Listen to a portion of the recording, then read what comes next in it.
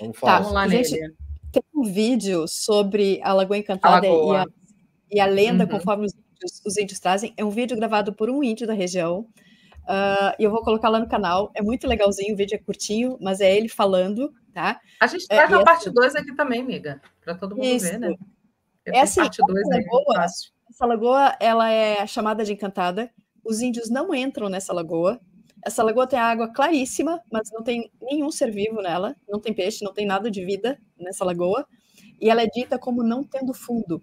E aí tem uma história de um dos indígenas que diz que quando ele era criança, ele entrou na lagoa dizendo que ia chegar no fundo. E aí ele disse que quando ele chegou numa certa distância, ele não viu o fundo, mas viu o sol. Ele viu começar a brilhar o sol lá dentro da lagoa. Que, na verdade, ele estava de cara no portal. E aí ele se assusta e volta e nunca mais deixou ninguém chegar nem perto, que ele ficou apavorado. É o sol interno. É o sol interno. Né? É fantástico isso aí. Então, assim, eu vou botar o vídeo dele lá, tá? Que é esse moço aqui. Sim, depois, esse vídeo fez sucesso no meu canal. Fez muito sucesso, bom. muito legal. Muito bom esse vídeo. O canalzinho vídeo, dele é pequenininho. Assim, gente, a gente precisa divulgar o canal dele. Se inscreve lá no canal dele. Isso, eu sou inscrito no canal dele. E eu tava, gente, eu lembro desse vídeo, como é que eu vou achar? Não lembro mais o nome do moço. Eu achei. Eu disse pra Dini, nossa, achei, não sei como que eu consegui achar esse vídeo hoje. Então, chegamos né? no Fawcett. Vamos lá. Vamos pro Coronel Polêmico. Esse é o cara. O Fawcett, ele é um militar, ele era um militar britânico. Depois ele foi um agente secreto britânico, ele fazia parte da MI6. Bom, a presença, ele esteve primeiro no Ceilão, que é uma ilha que hoje em dia chama Sri Lanka, que fica no sul da Índia. Desculpa. E quando ele estava no Ceilão, ele entrou em contato com supostos achados arqueológicos e evidências de cidades perdidas na América do Sul. Primeiro local que ele esteve, então ele largou tudo lá, no Sri Lanka, chamado Ceilão na época, e veio para a América do Sul. Ele veio numa missão da Sociedade Real Geográfica dos britânicos de mapeamento. Então, para mim, aí já é uma incursão de um agente secreto na América do Sul.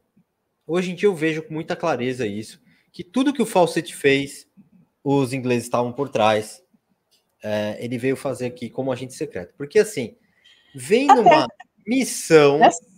André, nessa época, o Império era o Império Britânico. Sim. Ponto. Né?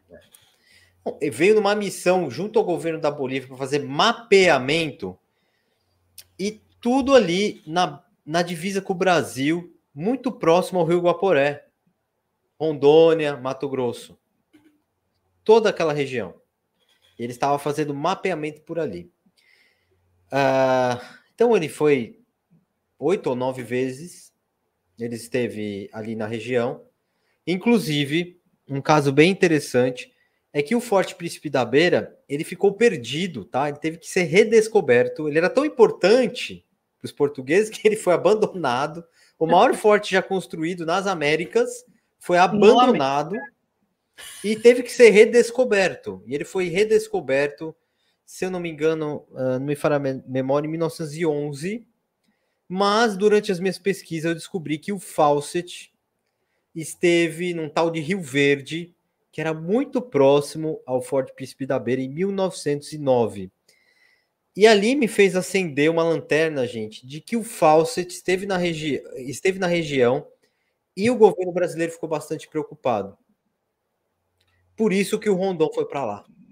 Sim, a alegação eu na vejo época... isso com uma clareza imensa, tá, hoje em dia. Dizem, o que consta nas histórias é que ele pediu apoio do governo brasileiro para fazer as explorações, mas aí o governo era nacionalista e não queria nenhum estrangeiro se miscuindo, e aí surge o Rondon para ser mandado justamente nos calcanhares dele, né? Na sequência.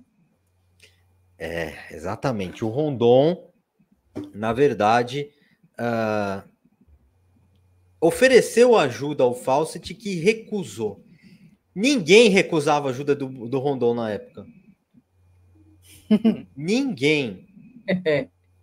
Inclusive, o Rondon deu uma declaração falando que o Fawcett ia ter um fim difícil na selva. Ó. Agora, até hoje eu não entendi se isso foi uma ameaça que acabou acontecendo ou se foi uma coincidência que acabou acontecendo com ele. Ele teve uma profecia. Olha, eu vou falar uma coisa para você que a Anne vai falar um pouco depois desse slide aí, tem o 512 no manuscrito, mas depois a gente vai entrar numa história aqui polêmica que a gente não sai daqui hoje sem falar dessa história, porque arrepiou os cabelos todo aqui.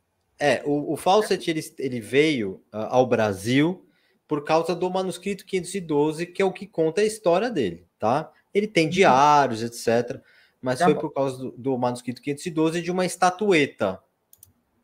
E principalmente porque ele se comunicava com uma médium nos Estados Unidos que dizia que essa estatueta que está aí na tela era a chave para a Atlântida. E onde ficava a Atlântida, segundo essa médium? No subterrâneo.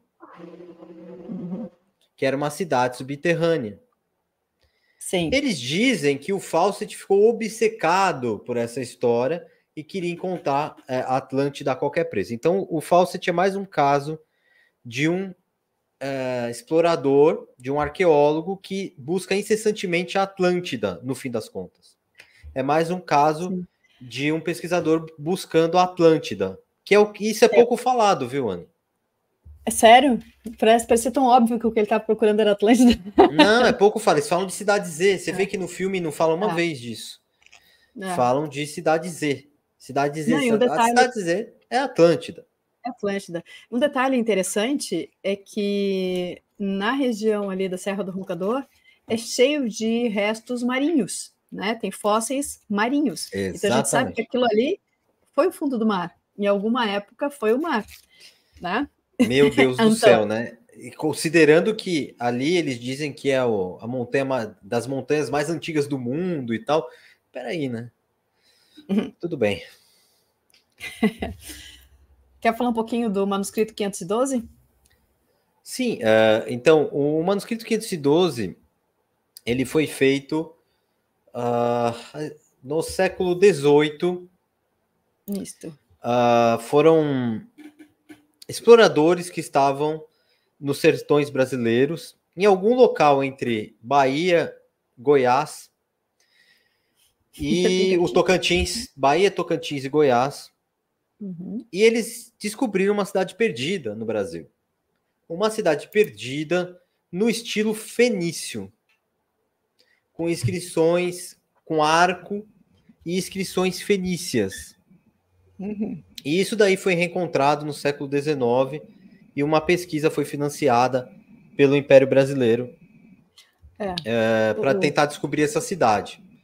Dizem que ela não foi descoberta, mas eu penso, o padre lá que eles pagaram para descobrir, falou que descobriu a cidade. E que ficava na Bahia, próxima a Sincorá. E o detalhe é que o manuscrito ficou perdido na biblioteca durante muito tempo. Mais 100 anos. Sim. Mais 100 anos e foi reencontrado na biblioteca.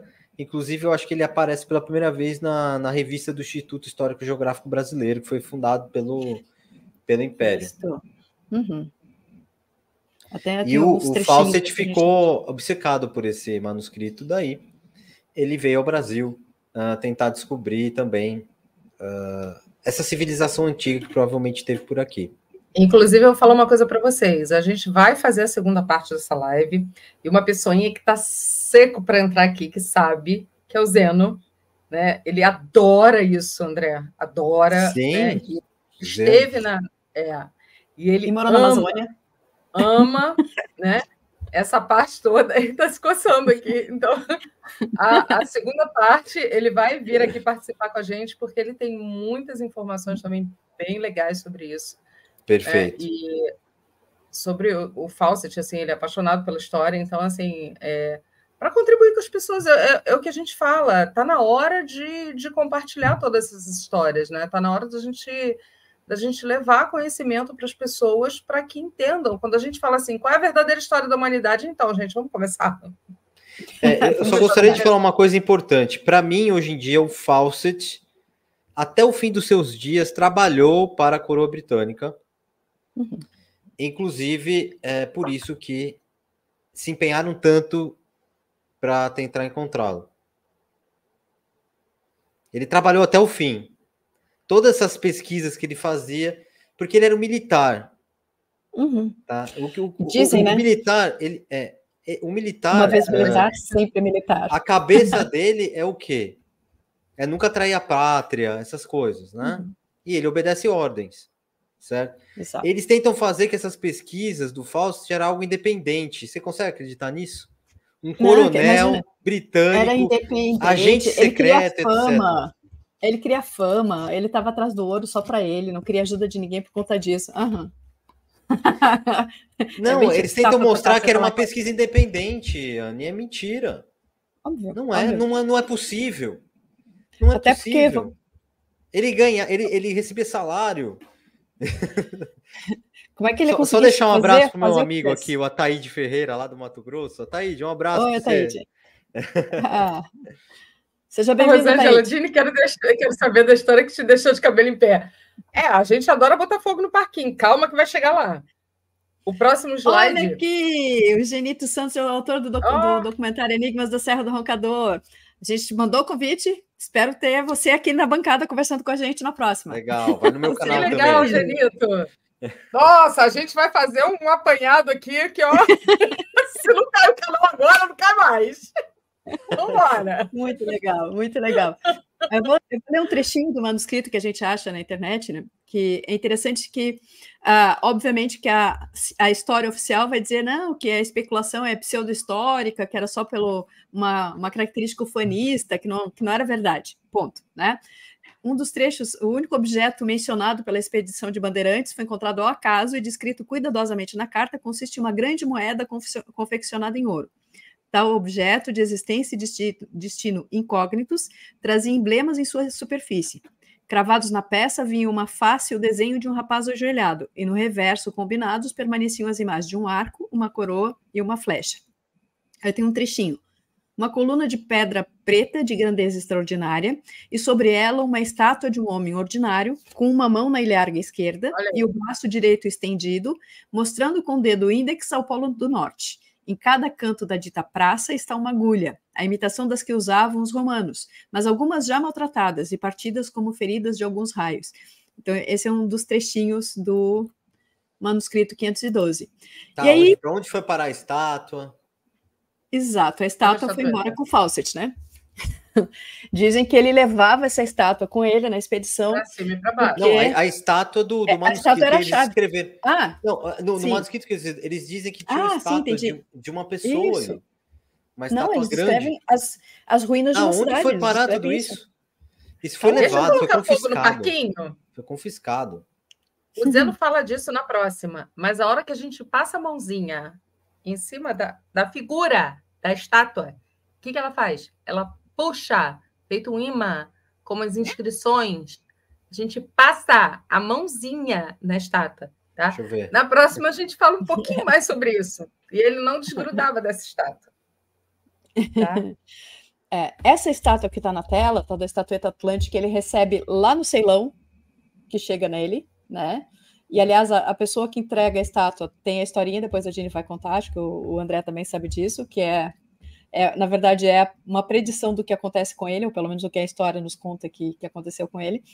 E ele considerava essa estátua como a chave, era a chave do portal. Ele tinha que ter essa estátua em mãos para conseguir trespassar o portal para seja o que lá da cidade que ele estava, né, Atlântida, que ele estava procurando.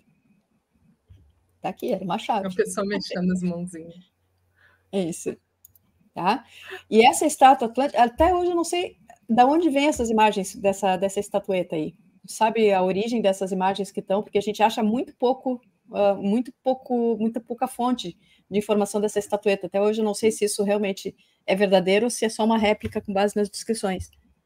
André, sabe? Desculpa, Anny, me distrai um pouco. Você pode repetir a pergunta?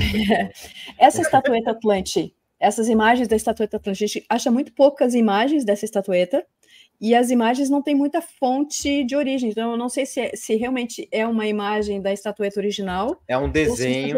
É um desenho com base na... É um desenho com base na estátua original. Ela foi vista pela última vez, dizem os relatos, que foi em 1930 em Cuiabá. A última vez que ela foi vista, tá? Tem a data da última vez que ela foi vista. Provavelmente está na coleção particular de algum desses da elite aí. Sim. Né? Muitas coisas estão. Aqui assim, ó. Depois disso daí, veio fogo no parquinho. Mas isso é um desenho... tem até alguns livros, né? O desenho dessa estatueta. Tem um que é de um tal que o sobrenome dele é Castelo Branco, eu esqueci. Ele, inclusive, é parente do Rui, que foi comigo para a Bolívia. Ele que me mostrou esse livro. Foi a primeira vez que eu vi a estatueta, foi no livro dele, desse Castelo Branco. Eu esqueci o primeiro nome dele. Muito bom. Foi fogo. Vai lá, Jenny, mete... Toca fogo, toca fogo. Pronto, chegamos. O Templo de Ibis, né? Il Tempo de Ibis, né? A tradução. Gente, como é que a gente se depara com essas coisas? Eu não sei, tá? Esse Timothy, ele era sobrinho do Fawcett. E ele escreve sobre esse Templo de Ibis e a Serra do Roncador, né? De uma forma bem polêmica, né, trazendo informações que assim, eu não tinha tido acesso até então, né, sobre isso. E aí, depois a gente emenda numa outra historinha que eu vou trazer aqui para vocês.